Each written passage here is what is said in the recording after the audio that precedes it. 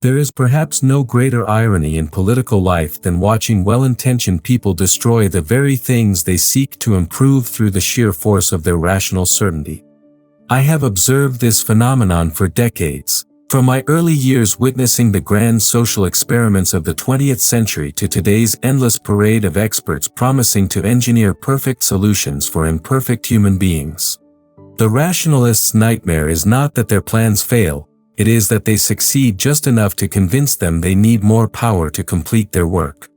Today, we live in that nightmare made manifest, a world where technical knowledge masquerades as political wisdom, where abstract theories override practical experience, and where the accumulated wisdom of generations is dismissed as mere prejudice. But there is a way out of this labyrinth of good intentions paved with disastrous results. It requires understanding the fundamental difference between knowing how to do something and knowing when, where, and whether it should be done at all. This distinction, so simple to state yet so difficult to grasp in practice, holds the key to understanding why rationalist politics inevitably produces outcomes opposite to those intended, and why the art of politics must forever remain exactly that, an art, not a science. Chapter 1: The Rationalist's Perfect World.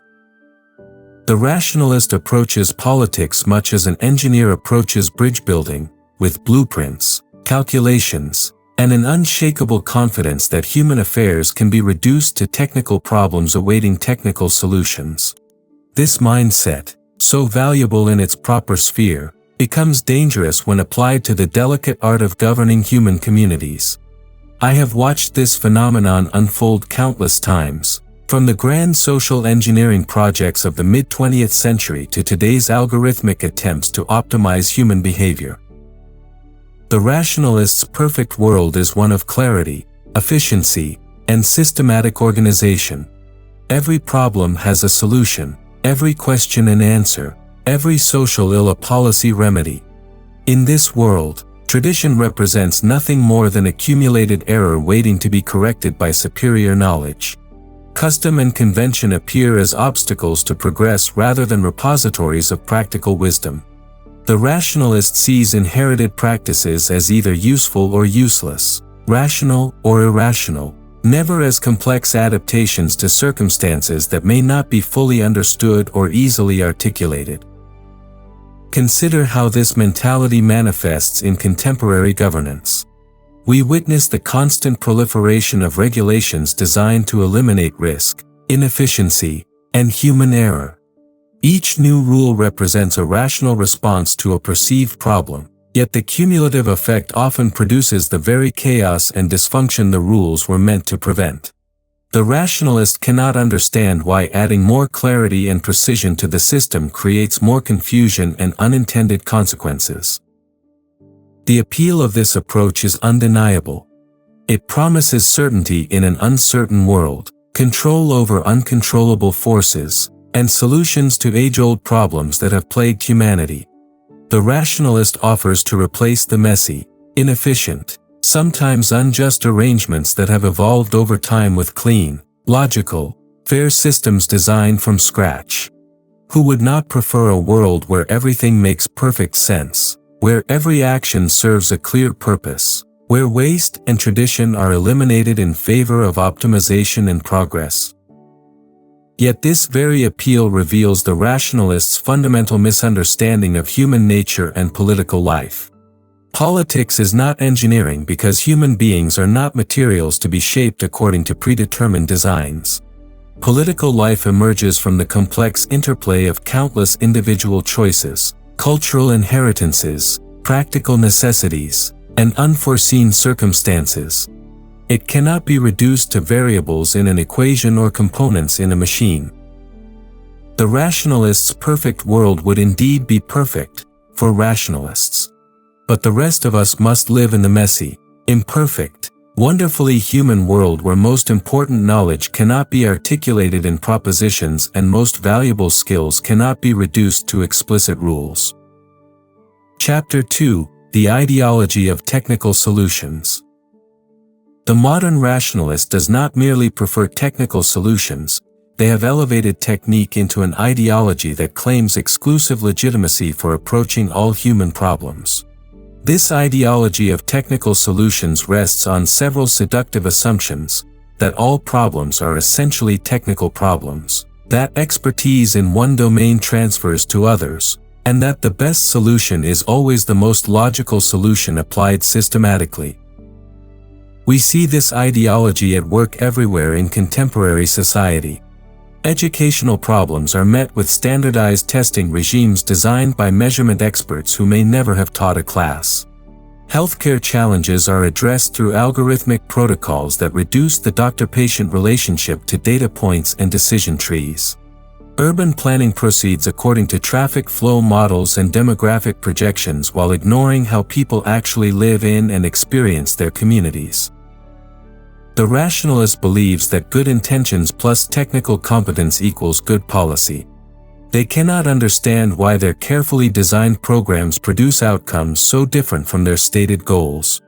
When public housing projects designed to lift people out of poverty instead concentrate and intensify social problems, the rationalist concludes that the design was insufficiently rigorous or the implementation inadequately funded. The possibility that the very approach, treating complex human communities as engineering problems, might be fundamentally flawed rarely occurs to them.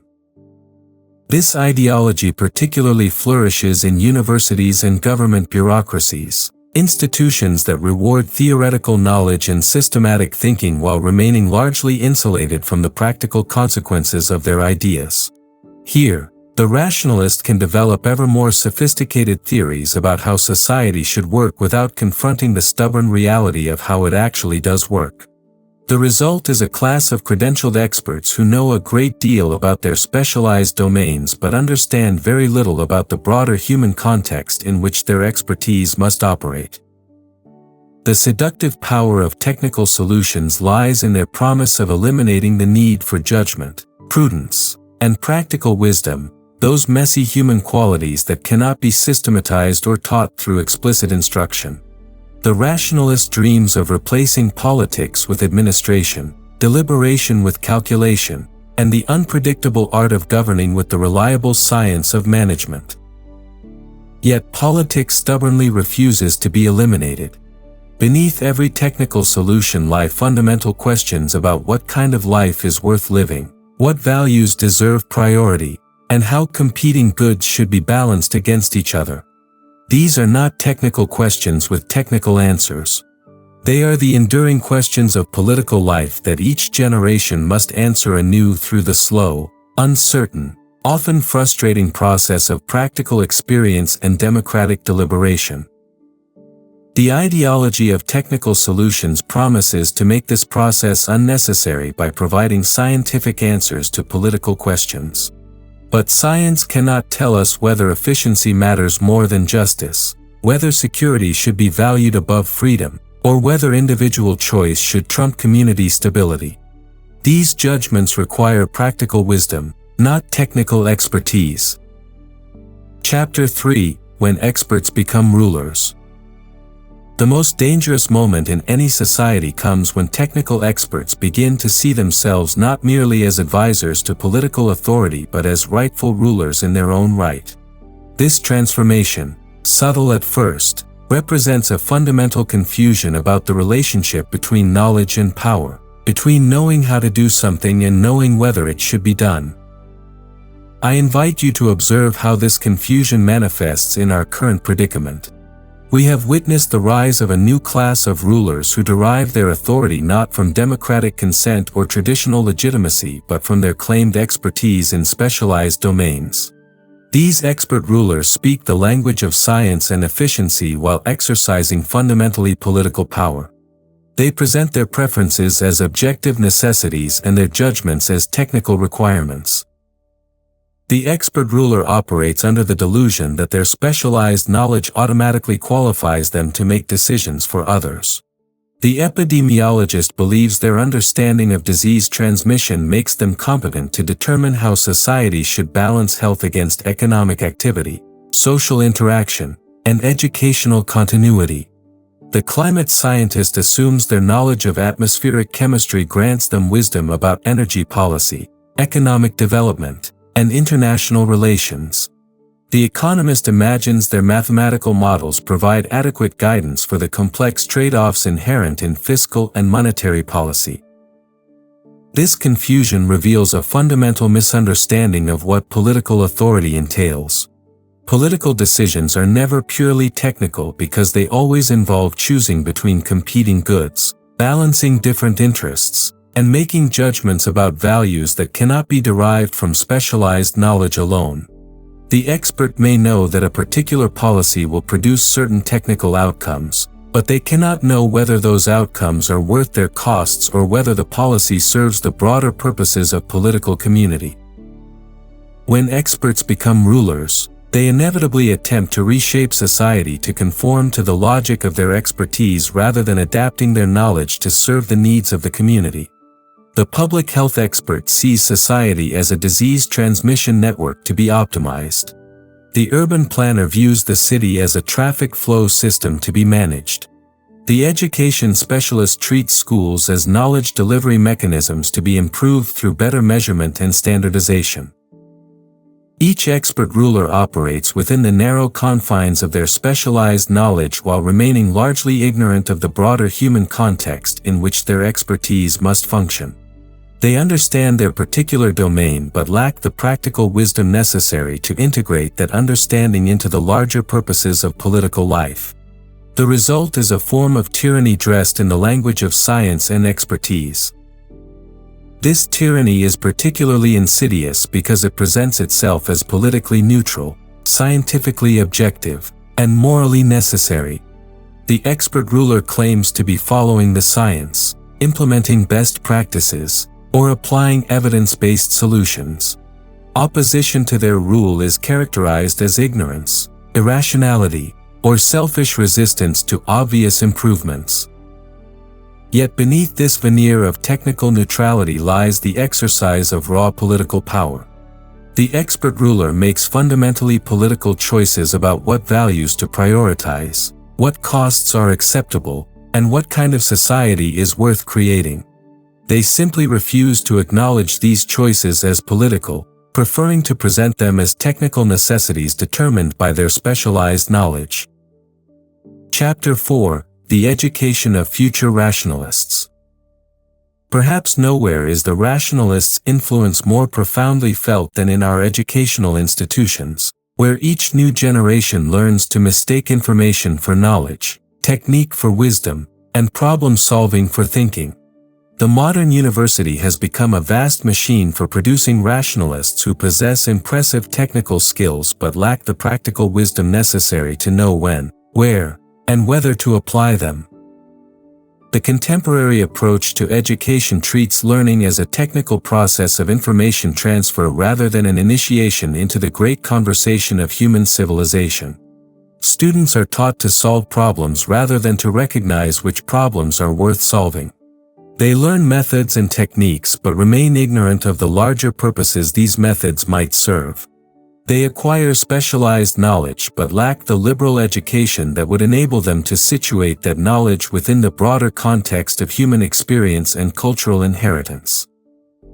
This technical approach to education produces graduates who are supremely confident in their problem-solving abilities but surprisingly naive about the nature of the problems they are attempting to solve. They have been trained to believe that every question has an answer, every problem has a solution, and every challenge can be overcome through the application of sufficient expertise and effort.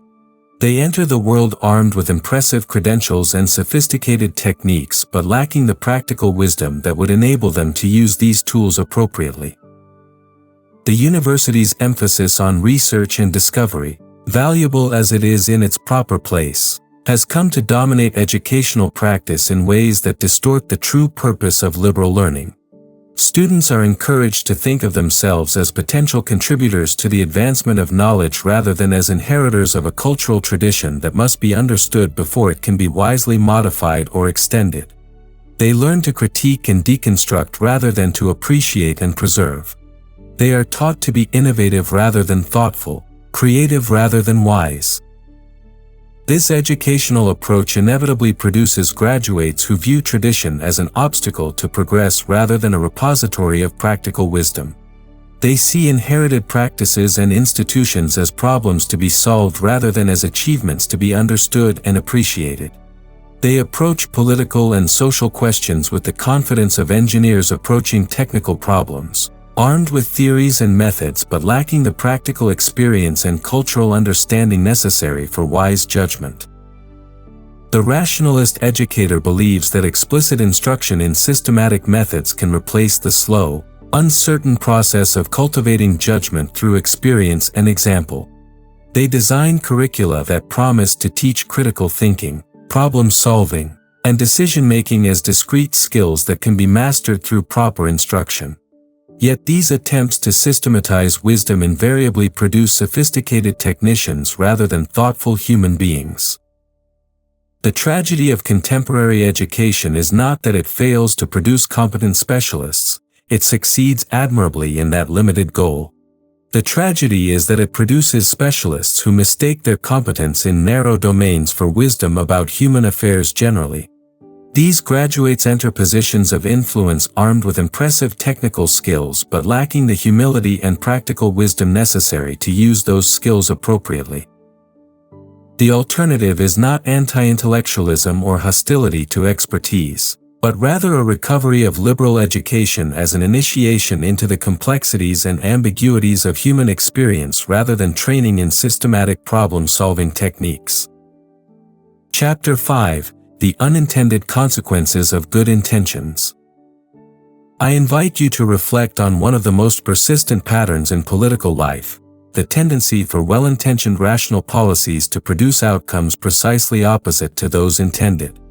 This phenomenon is not accidental or occasional, it is the predictable result of approaching complex human systems with the tools and assumptions of technical thinking.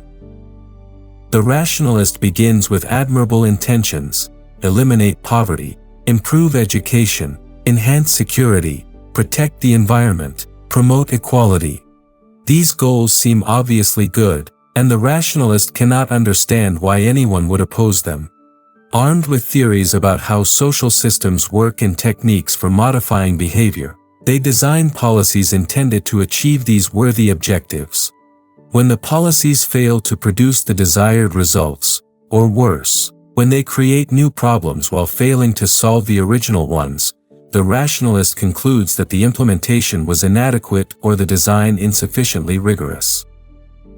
Consider the rationalist approach to poverty. Identifying lack of income as the fundamental problem, they design programs to transfer money to poor people. When these programs fail to reduce poverty and sometimes seem to perpetuate it, they conclude that the transfers were insufficient or poorly targeted. The possibility that poverty might be a complex condition involving not just lack of money but also social relationships, cultural practices, personal habits, and community structures rarely occurs to them. Their technical solution addresses the measurable symptom while ignoring the human reality.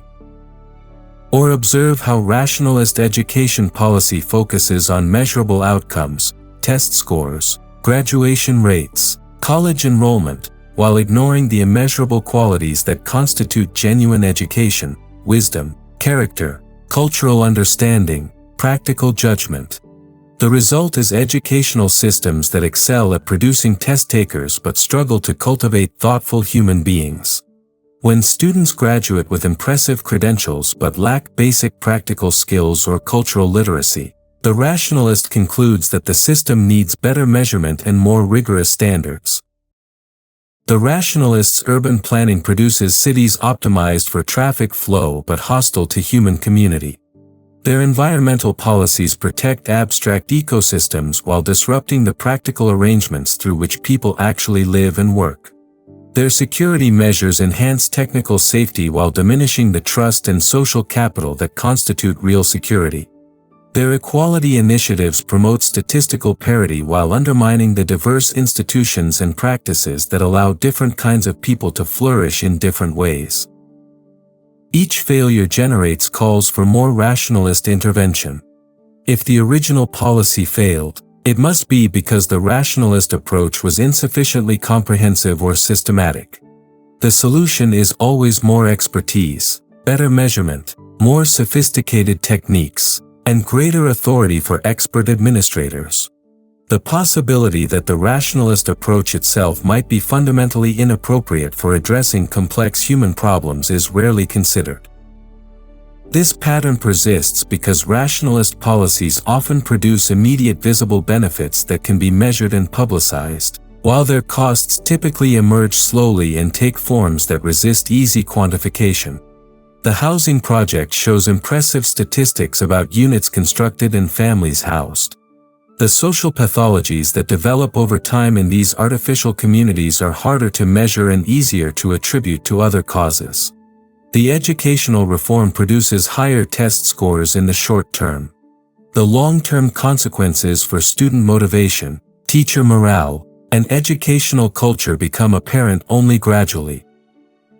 The rationalist measures success by comparing outcomes to intentions rather than by examining the full range of consequences that flow from policy interventions. They focus on solving the specific problem they have identified while remaining largely blind to the broader effects of their solutions on the complex web of relationships, practices, and institutions that constitute human community. Chapter 6: The Machinery of Control. The rationalist's ultimate ambition is to construct a comprehensive machinery of control that can regulate human behavior with the precision and predictability of a well-designed mechanical system. This machinery takes many forms: bureaucratic procedures, legal regulations, technological monitoring, economic incentives, but all share the common goal of replacing the uncertain, inefficient, sometimes unfair outcomes of spontaneous human interaction with the orderly, optimized, systematically just results of rational administration. We witness this machinery expanding relentlessly into every domain of human life. Financial transactions are monitored and regulated to prevent fraud and ensure compliance. Communications are surveilled to identify threats and enforce community standards. Educational processes are standardized to guarantee equal outcomes and measurable progress. Healthcare decisions are protocolized to eliminate error and reduce costs. Even leisure activities are increasingly subject to safety regulations, environmental restrictions, and social guidelines designed to protect people from their own poor judgment. Each component of this machinery appears reasonable when considered in isolation. Who could object to preventing fraud, ensuring safety, protecting the environment, or promoting equality? The rationalist presents each new regulation, each additional layer of oversight, each expanded monitoring capability as an obvious improvement that only the selfish or ignorant would oppose. They cannot understand why people resist measures that are clearly designed for their own benefit and the greater good of society. Yet the cumulative effect of this machinery is to transform free human beings into managed subjects whose every action must conform to predetermined patterns approved by expert administrators. The rationalists' dream of a society where everything works efficiently and nothing goes wrong becomes a nightmare of pervasive control where spontaneity, creativity, and genuine human flourishing become increasingly impossible. The machinery of control operates through what appears to be objective, neutral administration but actually represents the systematic imposition of the rationalists' vision of how life should be lived. Behind every regulation lies a judgment about what constitutes proper behavior. Behind every safety requirement lies an assumption about what risks are worth taking. Behind every efficiency measure lies a decision about what values deserve priority. The rationalist presents these judgments as technical necessities rather than political choices, making them immune to democratic deliberation and democratic change. This machinery is particularly insidious because it often achieves its immediate objectives while destroying the informal institutions and practices that make human life worthwhile. The workplace safety regulation reduces accidents while eliminating the apprenticeship relationships through which skills and judgment were traditionally transmitted. The educational accountability system improves test scores while destroying the teacher-student relationships that constitute genuine learning. The urban planning code ensures orderly development while preventing the organic evolution of authentic communities. The rationalist sees only the intended effects of their machinery: reduced accidents, higher test scores, orderly development, while remaining blind to what is lost in the process. They measure success by comparing outcomes to objectives rather than by examining the full human reality of life lived under their rational administration. The possibility that some goods cannot be achieved through systematic control, that some values can only flourish in conditions of uncertainty and freedom, rarely occurs to them. The most troubling aspect of this machinery is its tendency towards self-perpetuation and expansion.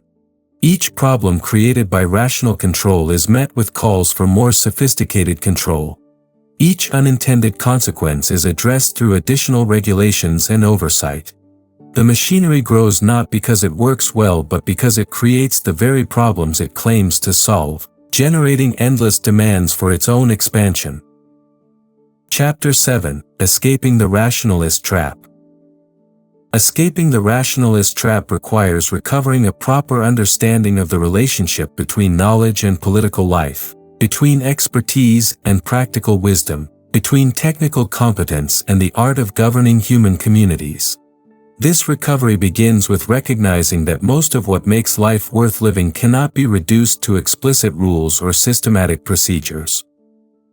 The alternative to rationalist politics is not irrationalism or hostility to knowledge, but rather a thoughtful appreciation for the different kinds of knowledge appropriate to different domains of human experience. Technical knowledge has its proper place in technical activities. When we build bridges or perform surgery or design computers, we rely appropriately on systematic methods, explicit procedures, and measurable outcomes. But political life is not a technical activity, and the knowledge appropriate to politics is practical wisdom rather than technical expertise. Practical wisdom cannot be acquired through systematic instruction or reduced to explicit principles. It emerges slowly through experience, example, and participation in the practices and traditions of political community. It involves knowing not just what can be done but what should be done, not just how to achieve particular objectives but whether those objectives are worth achieving and at what cost. It requires the ability to recognize the complexity and ambiguity of political situations and to act appropriately in circumstances that resist systematic analysis. The cultivation of practical wisdom requires institutions and practices that cannot themselves be rationally designed or systematically optimized. It depends on traditions of political participation, customs of civil discourse, habits of mutual respect, and informal networks of relationship that emerge organically over time rather than being imposed from above. These institutions and practices often appear inefficient, unpredictable, and frustratingly slow to the rationalist mind, but they provide the only reliable context within which human beings learn to govern themselves wisely. Recovering the art of politics means accepting that democratic deliberation will often produce outcomes that seem suboptimal from any technical perspective. Citizens will make choices that experts consider unwise. They will reject policies that promise clear benefits. They will support measures that seem inefficient or inequitable. The temptation will always be to override these choices in the name of expertise, efficiency, or justice. But political wisdom recognizes that the process of democratic deliberation, however imperfect, provides better long-term guidance than the impositions of expert authority. This does not mean abandoning the use of expertise in political life, but rather restoring expertise to its proper role as advisor rather than ruler. Experts can inform political decisions by providing knowledge about likely consequences, available alternatives, and technical possibilities. But they cannot make political decisions because political decisions inevitably involve judgments about values, priorities, and purposes that cannot be derived from technical knowledge alone. The escape from rationalist politics also requires rebuilding the informal institutions and practices that provide alternatives to bureaucratic control. Strong families, voluntary associations, Local communities and traditional institutions create spaces where people can learn practical wisdom through experience rather than instruction. They provide context for the exercise of responsibility, judgment, and mutual care that cannot be systematized or administered from above. Perhaps most importantly, escaping the rationalist trap requires cultivating the intellectual humility to recognize the limits of what any human being or human institution can know or control. The rationalist's confidence in systematic knowledge and technical control must be replaced by a proper appreciation for the mystery and complexity of human experience. This humility is not weakness but wisdom, the recognition that human flourishing depends more on preserving the conditions within which people can learn and grow than on solving all their problems for them. Conclusion. The rationalist's nightmare is our current reality, a world where technical expertise has displaced practical wisdom, where systematic control has replaced organic development, and where the confidence of specialists has supplanted the humility of citizens learning to govern themselves. Yet this nightmare contains within itself the seeds of its own destruction, for human nature stubbornly resists rationalist management, and reality persistently refuses to conform to rationalist expectations. The path forward requires neither the abandonment of knowledge nor the rejection of improvement, but rather the recovery of proper relationships between different kinds of human understanding. We must learn again to distinguish between technical problems that require expert solutions and political questions that demand democratic deliberation. We must rediscover the wisdom embedded in traditions while remaining open to necessary adaptation. Most importantly, we must cultivate the intellectual humility to recognize that the most important aspects of human life, love, community, meaning, purpose, cannot be optimized through systematic intervention but must be allowed to flourish in conditions of freedom, responsibility, and mutual respect. The art of politics lies not in solving all human problems but in creating and preserving the conditions within which human beings can address their problems together through the slow, uncertain, but ultimately more satisfying process of practical wisdom and democratic conversation.